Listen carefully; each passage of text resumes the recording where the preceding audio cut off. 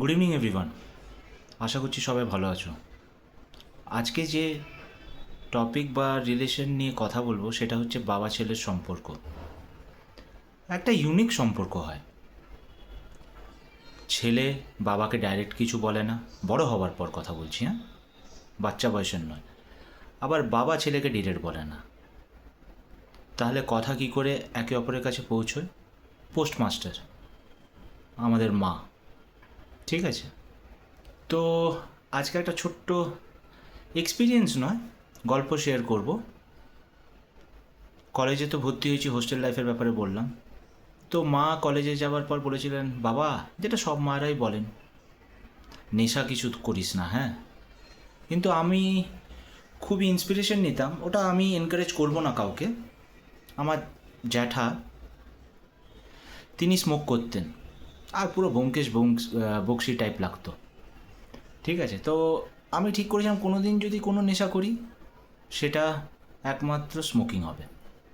পরবর্তীকালে এই ভিডিওটা যদি কোনো দিন আমার বন্ধুদের কাছে পৌঁছয়, তারা যা সার্কাস্টিক্যালি শোনানোর আমাকে শোনাবে রিগার্ডিং নেশা করা।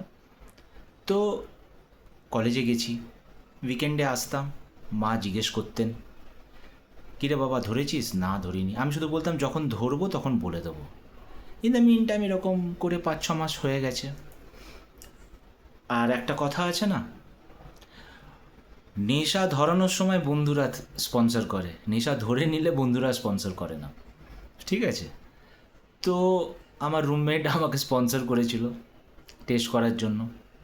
তারপরে নতুন ইঞ্জিন, বুঝতেই পারছো, ধরার পরে একটুতেই মাথা ঝিমঝিম করে। দিয়ে একদিন ঘরে এসছি উইকেন্ডে, মা কিছু কিনতে পাঠিয়েছে। ওটা কিনে নিয়ে এসে আমি ডাইরেক্ট ছাদে চলে গেছি স্মোক করব বলে। ও তার আগে সেদিন দুপুরবেলাতেই ইন্ডিয়ার ক্রিকেট খেলা হচ্ছে। আমি বাবা বসে দেখছি, আমি শুয়ে দেখছি, বাবা বসে দেখছে। মা এমনিই বললো, আমাকে জিজ্ঞেস করলো, কী রে ধরেছিস? আমি বলেছি হ্যাঁ। এবারে আমি খুব ইয়ার্কি করি, তো মা ভেবেছেন ইয়ার্কিই করেছি।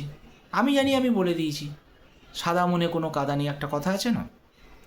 তো তারপরে কাট্টু সন্ধ্যাবেলায় জিনিস আনতে দিয়েছে ঘরের কোনো, সেখান থেকে 10 টাকা না 20 টাকা বেঁচেছে, একটা আইসক্রিম কিনেছি আর একটা সিগারেট কিনে ছাদে গেছি।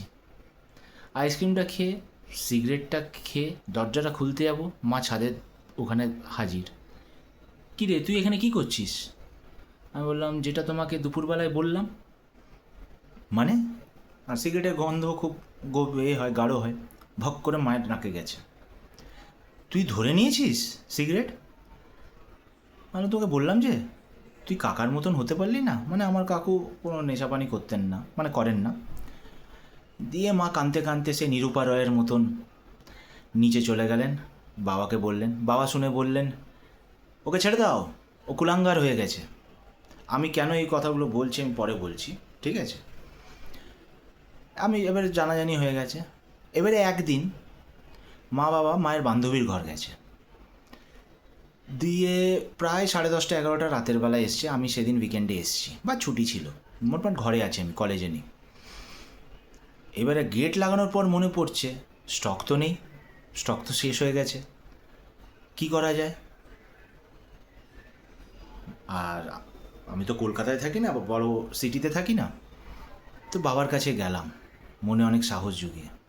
তার আগে বাবার সাথে ছোটোবেলার থেকে টুকটাকই আর কি ফুচকামি হতো।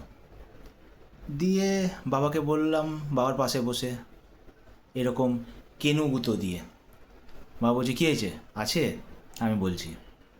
বাবা ভেবেছেন টাকা, ওই 20 টাকা 30 টাকা 10 টাকা চাই তো খাওয়ার জন্য। বলছে, এত রাতে কি খাবি? আলাম, খাওয়ার নয়। তখন বলছে, কি? আমি বললাম যে ওইটা ওইটা। আর বাবা তখন স্মোক করতেন, বাবাও স্মোক করতেন, ঠিক আছে।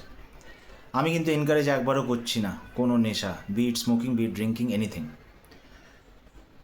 ওইটা যেটা তুমি খাও এরকম করে দেখি সাদা। বাবার ফার্স্ট রিয়াকশন ছিল হচ্ছে, পোঁদে 3 লাথ মারবো, দূরো এখান থেকে। আমি তখন একটা সেই ফিল্মি ডায়লগ দিয়ে বেরিয়ে গেলাম। কী ডায়লগটা? ডায়লগটা হচ্ছে, তুমি যদি প্রকৃতপক্ষে নেশাড়ি হয়ে থাকো তাহলে এক নেশাড়ি হয়ে আরেক নেশাড়ির কষ্ট বুঝবে। আর তুমি এটা বলো না যে আমার ঠাকুরদার পকেট থেকে তুমি কোনো দিন নাওনি। আমার ঠাকুরদাও স্মোক করতেন। এই বলে চলে গেছি। চলে গিয়ে ওপরে গরমকাল, স্নান করতে ওয়াশরুমে ঢুকে গেছি। কিছুক্ষণ পর 2-3 মিনিট পর একটা আওয়াজ এলো, অংশু। আমি বুঝে গেছি। ভেজা গায়ে গামছা পরে এলাম, ওখানে আছে মাকে বলবি না। ঠিক আছে, এটা একটা এক্সপিরিয়েন্স। আরও অনেক আছে, যখন যখন মনে পড়বে আমি শেয়ার করব। সেকেন্ড এক্সপিরিয়েন্স হচ্ছে, আমার খুব জ্বর হয়েছে, আমি ঘরেই আছি কোইন্সিডেন্টলি। বাবারই দেওয়া হাত খরচার টাকা বাবাকে দিচ্ছি। আমি বলছি একটু এনে দেবে না, মানে এত দুর্বল হয়ে গেছে শরীর, উঠতে পারছি না, বেরোতে পারছি না। বাবা বলছে রাখ রাখ টাকা, আমার টাকা আমাকে দিচ্ছে। ঠিক আছে, দিয়ে আমি ঘুমিয়ে গেছি। ঘুম থেকে যখন উঠেছি, আমার দূরের পাওয়ার আছে চশমা, দূর থেকে দেখতে পাচ্ছি একটা লম্বা লম্বা কী আছে। কাছে গিয়ে দেখছি গোল্ড ফ্লেকের কিং সাইজ লাইটস। বাবাকে কি বলছি, এটা কেন কিনে এনেছো?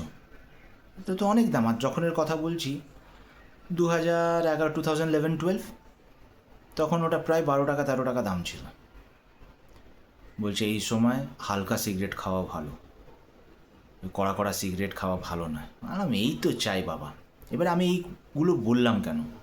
তোমাদেরকে এনকারেজ করার জন্য যে বাবার কাছ থেকে সিগারেট। হ্যাঁ, কিন্তু আমি বাবার সামনে কোনো দিন খাইনি। আমি এনকারেজ করছি না বাবাদের সাথে এই লেভেলে কথা, কিন্তু আমি কিন্তু স্কুল লেভেলে সিগারেট ধরিনি। বাবা আমাকে সিগারেট আনতে দিয়েছে, কোনো সময় মাথাতেও আসেনি যে একবার টেস্ট করে দেখি কী জিনিস। বন্ধুদের মুখে শুনেছি তারা করেছে। ঠিক আছে, আমি একটা অ্যাপ্রোপ্রিয়েট বয়সে এসে আমি খাচ্ছি।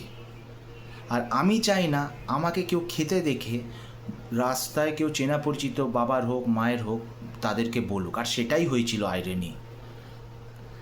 একদিন তখন প্রথম অনেক লুকিয়ে চুরিয়ে গলির ভেতরে গাছের পেছনে এরকম খেতাম, তাও বাঁচা কি যায়। বাবার এক বন্ধু দেখে নিয়েছে, যে বাবা দোকানে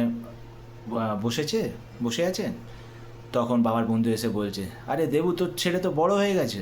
বলছে কেন রে? বলছে ও তো সিগারেট খাচ্ছিল। তো তখন বাবার বন্ধু আশা করছেন এই আনসারটা আসবে বাবার তরফ থেকে, যে দাঁড়া আমি যাই, ও সিগারেট খাচ্ছে। কিন্তু টু আটার সারপ্রাইজ বাবার কাছ থেকে উত্তরটা এলো তার বন্ধুর প্রতি, আমি জানি তো, আমাকে বলেছে। মুখ চুন করে চলে গেল। আমার বলার কারণ হচ্ছে এটা, যা করবে বুক ঠুকে করবে, তার মানে এটা নয় যে যে কোনো জিনিসই বুক ঠুকে করবে। আমি কোনো দিন এখন অবধি বাবার সামনে খাইনি। ঠিক আছে, এখন সেই বাবাই বলে যে ছেড়ে দে, ভালো নয়। বাবার হার্টের অপারেশন হয়েছে, তারপর থেকে বাবা ছেড়ে দিয়েছেন। আমিও জানি ছাড়তে হবে, ভালো নয়, এক ফোঁটা ভালো নয়। যদি পসিবল হয় কোনো নেশাই ধরবে না। ঠিক আছে, তো এইরকম বাবা ছেলে সম্পর্ক হওয়া উচিত। ফুটবল, ক্রিকেট, পলিটিক্স, যে কোনো কথাবার্তা ফ্রিলি বলা, আমি এটা পছন্দ করি। আশা করছি এই ভিডিওটা ভালো লেগে থাকবে তোমাদের। Thank you.